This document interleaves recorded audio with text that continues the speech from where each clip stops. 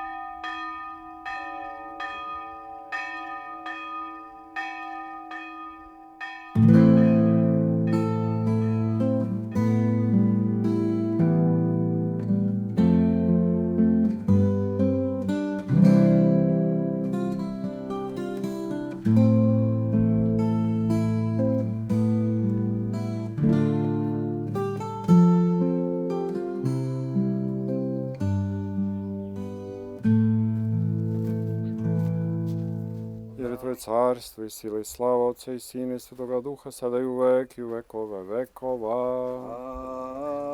Amin. Spasi, Gospodi, ljudi Tvoja i blagoslovi dostojan je Tvoje.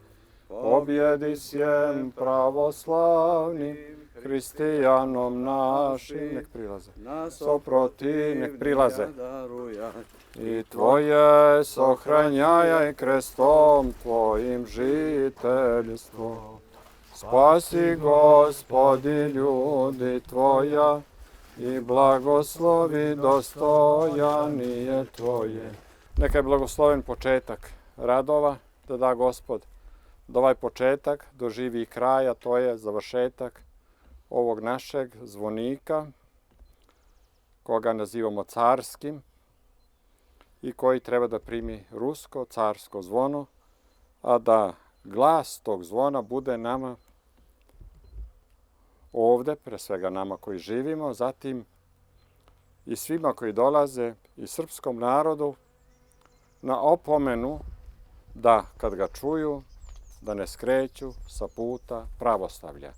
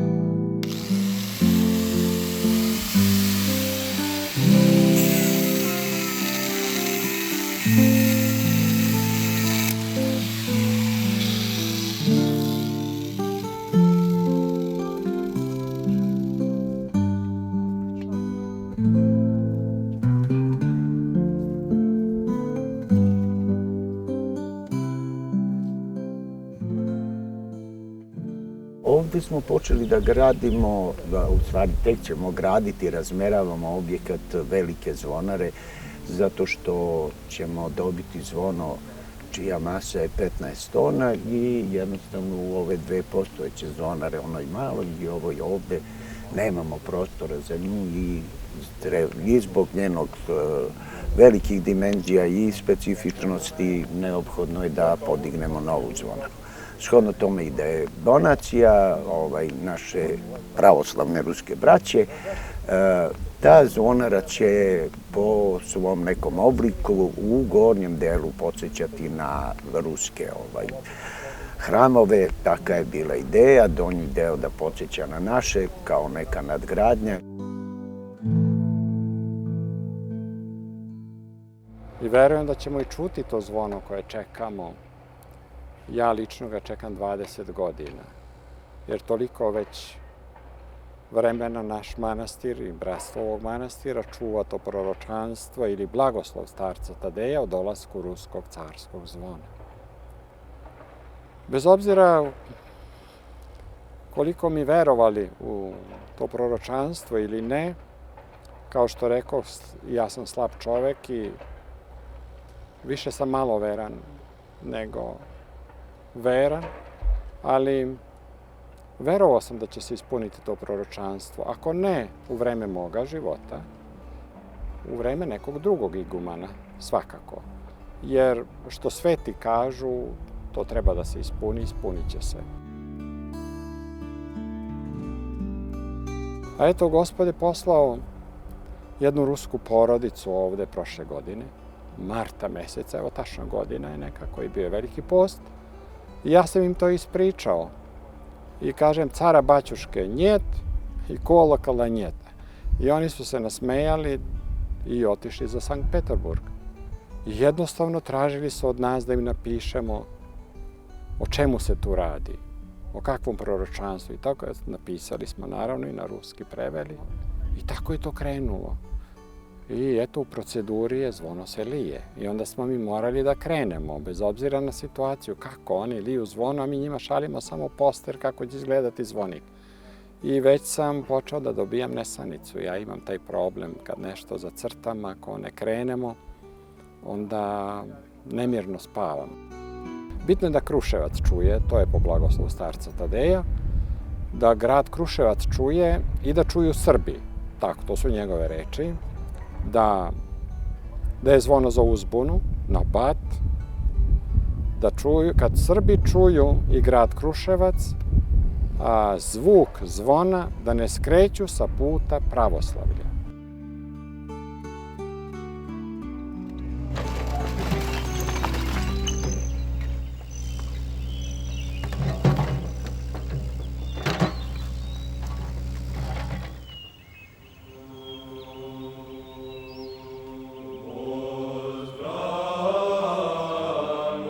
Prije 20 godina ja nisam ni znao za ovo mesto, ovo sveto mesto zaista. I na usekovanje Svetog Jovana Krstitelja 11. septembra prvi put sam došao ovde, posle liturgije koju je služio vladika Jovan Šumadijski, a ovo je bila Šumadijska eparhija u Orašju. Tad sam bio i ja prisutan, sasluživao. Onda je rešio vladika da vidi manastir koji je započet, a u isto vreme je opusteo na rubu svoje eparhije, te smo sa još nekolicinom došli ovde. Moja pokojna sestra koja se ovde upokojila, ja i tako još nekolicina. Seli smo pod hrast.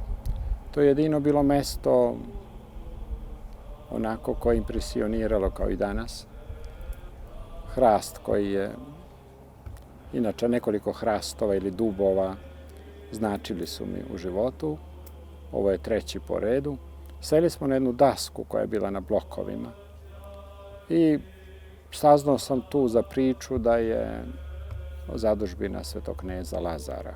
I u tom momentu nešto u meni je zaigralo i prosto sam osetio, pa meni je tu mesto. Mislim, on kaže, evo vam iguman, onima koji su bili prisutni. I tako, na izgled u šali, postala je zbilja i to prava zbilja. Ta prva godina je bila preteška. Ja sam u šatoru postavljen za igumana. Bila je kuća od naboja jedna, puna vlage i započet ovo u kojoj sad živimo. Podignut je to prizemlje i počet prvi sprat, ali ništa dovršeno. Tako da je teška bila zima, i moram da priznam, nekoliko puta sam se kajao što sam prihvatio. Ali ja imam nešto u sebi, kad već nešto prihvatim, onda tu mora da se ore brazda.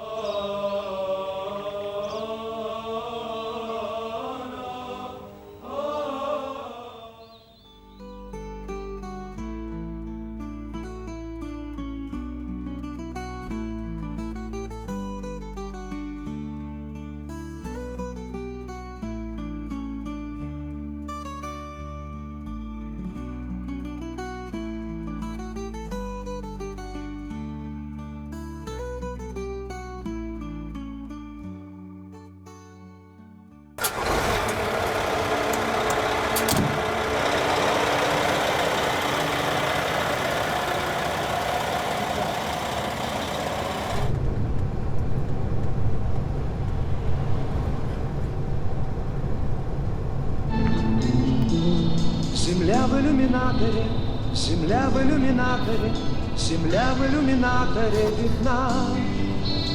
Как сын грустит о матери, как... Осуществляем мы перевозочку с России на Сербию. Везем церковный колокол, так сказать, дар русских нашим сербским братьям. И снится нам не рокот космодрома. Ну и так вот едем в принципе спокойно. Белорусскую границу взяли хорошо, даже очень.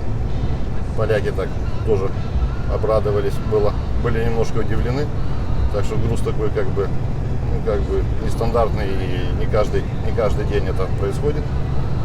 Вот. Ну и вот как бы проехали Польшу, Словакию, Венгрию.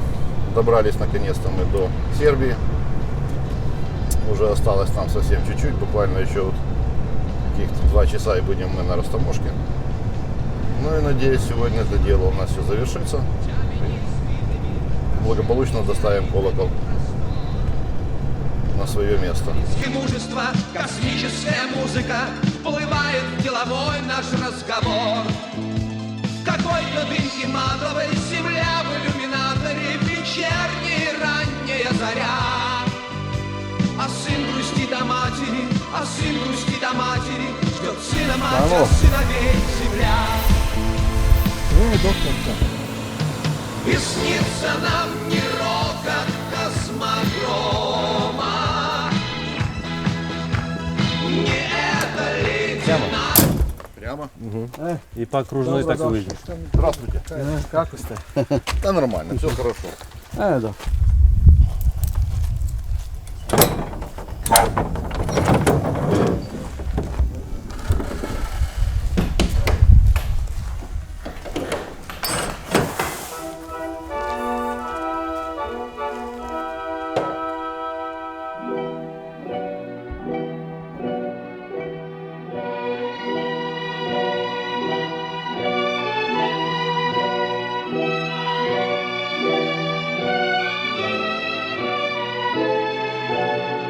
Да и мой дед доедом. То и не мой дед один. Это силами семьи Горных, семьи Словохотовых, которых являюсь частью меня. В городе Тутаев, это Ярославская область. Это место, где делались самые знаменитые, самые большие колокола в России. Это очень старое место, тысячи, там, сотни лет делают колокола из поколения в поколение. И вот семья Горных и мой дед решили сделать вот такой жест доброй воли, и потому что всем сердцем любят и радеют за Сербию, потому что это наш братский народ.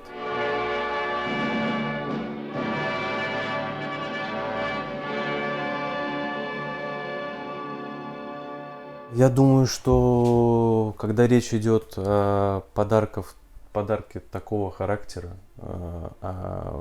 здесь мы видим такой колокол, здесь речь идет совсем не о деньгах, это уходит на второй план. Это ты оставляешь себя, свою часть себя в истории навсегда. И история, вот он. И пройдут сотни лет, кто-нибудь обязательно вспомнит, что были какие-то русские, которые приехали в Сербию и вот оставили что-то после себя.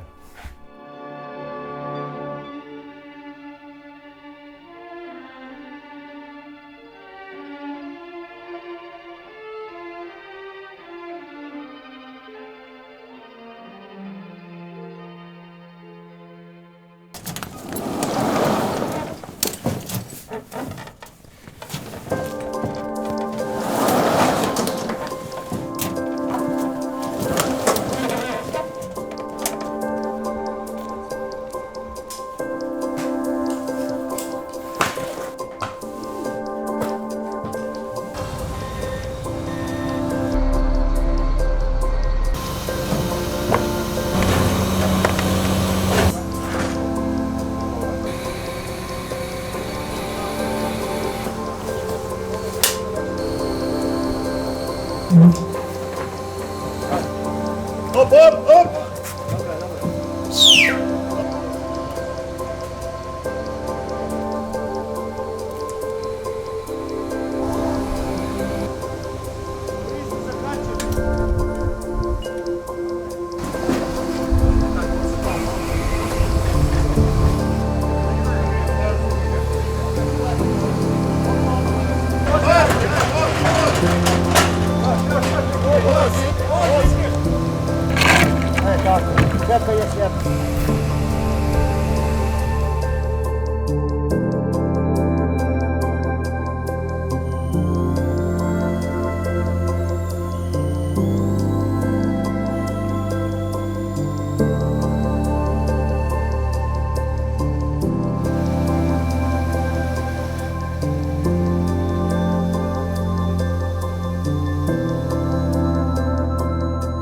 Pa i danas jeste ovo baš veliki podvig, pa da zablagodarimo prvo Gospodu i Svetom Luki na pomoći, znači oko jedne velike stvari koja se događa i za naš manastir i za našu crkvu, da zvono carsko, zvono rusko carsko zvono o kojem smo sanjali, danas je stiglo u manastir. A podvig je i nošenje krsta, znači življenje u svijetu, a ne odricati se ovoga svijeta. Znači ovo zvono koje smo danas podigli, a koje će u slavu Božiju za Svetog Luku da se oglasi, treba da nas poziva na vječnost. Prvo da nas pozove da se brinemo o svojim dušama, da je duša pretežnija od tijela i da ne zaboravimo u našoj svakodnevnici da dan počne sa molitvom, da dan se završi sa molitvom, da praštamo, da druge molimo da nam oproste i da tako živimo. Pa šaljem jednu veliku poruku da smo mi jedan narod, da smo pravoslavni, da treba da se brinemo jedni za druge, da pomažemo jedni drugima i da nećemo biti ostavljeni. Mi znamo, stojimo praktično iznad crkve koja je posvećena caru Lazaru i caru Nikolaju. Znamo vezu dvojice mučenika, carske porodice, Romanovi naše porodice, kneza Lazara, ovog velikog mučenika. Tako i ovo zvono treba da povezuje ta velika dva naroda koja su stradala u svo ovo vrijeme za pravoslavlje. Znači, dali su ogroman broj mučenika, ne zna im se broja. Svi su oni prosijali u Carstvu nebeskom, a ovo zvono i dalje nama pokazuje da smo mi jedno.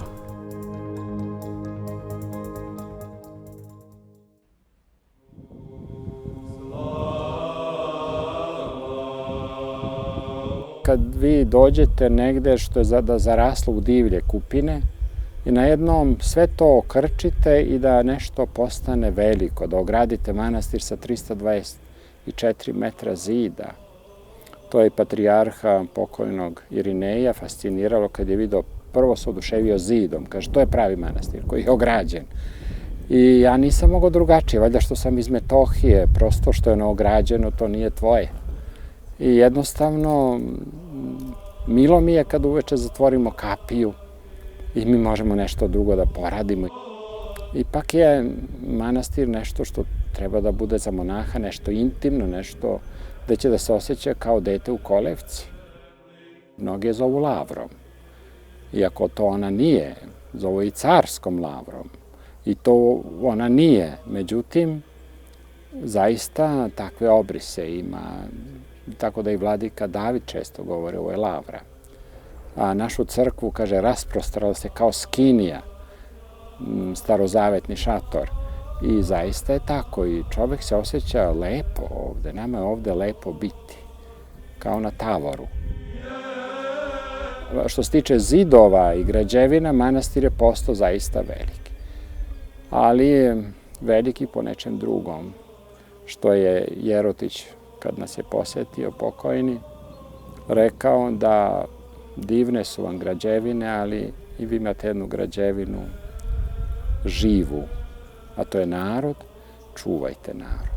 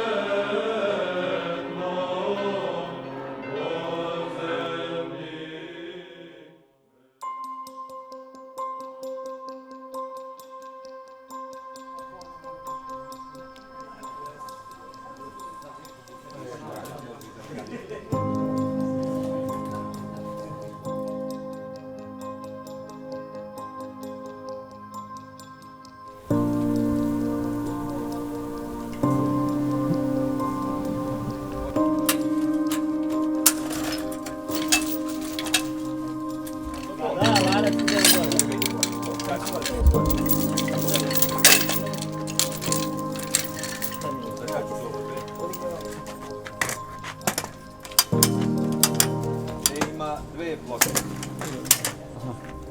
Mora dve da ima. Samo polako. Ovde? Da.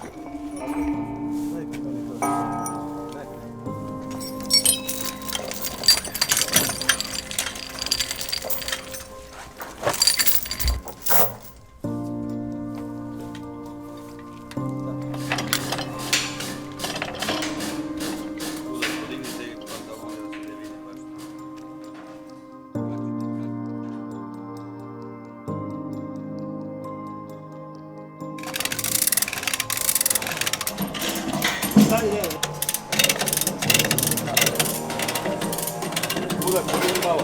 Popustite žuti.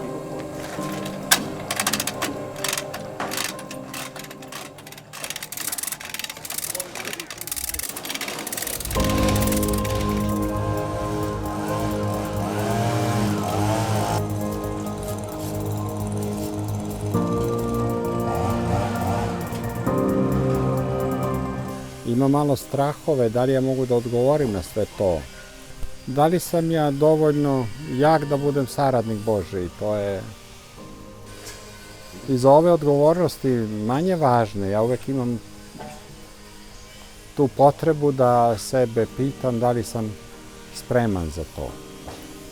Na kraju sve ispadne dobro, ali taj osjećaj da treba Bogu dati odgovor za svaki svoj postupak, a pogotovo za ovako veliki čin, to nije sve jedno. Služenje Bogu, služenje narodu, blagodarenje Bogu, blagodarenje narodu. To je u stvari, ja se tu negde krećem stalno, taj osjećaj mi je jak. Ta želja da, gledajući lice brata svoga, da vidim i lice Božije, da vidim lice Hristovo. A onda u tome se javlja upravo taj strah, da li ja to dovoljno iskreno radim, da li se trudim. Tu vrstu straha, odnosno strah kao odgovornosti, da li se dovoljno trudi. Ja znam da je na kraju sve milost Božja i blagodat Božja, ali da li se ja dovoljno trudim, to je nešto što uvek mene zna da pritiska. Kad čovek osjeti u duši da je miran, to je znak da ipak nešto činiš što je Bogu po volji.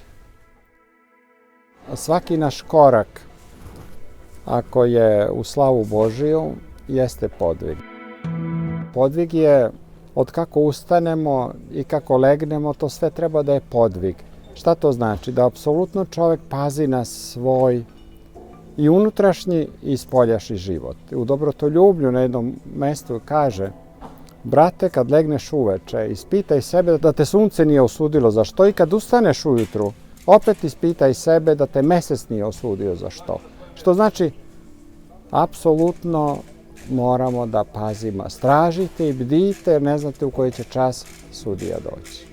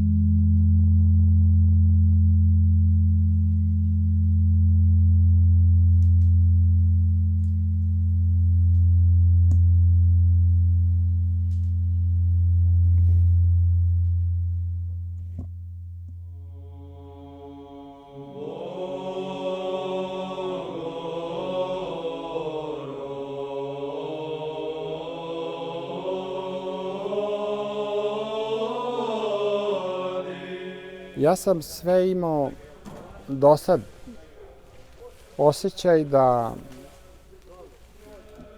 je moj život na neki način ispunjen dolaskom ovog zvona, ali Bog je hteo drugačije. Otprilike ja sad krećem opet na pučinu.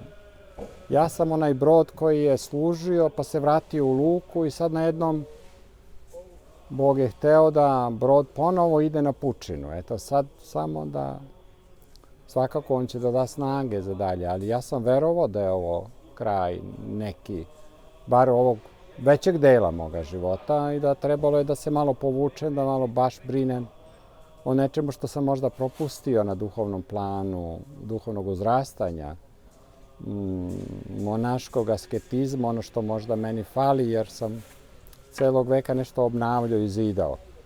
Ali eto, Bog hoće drugačije.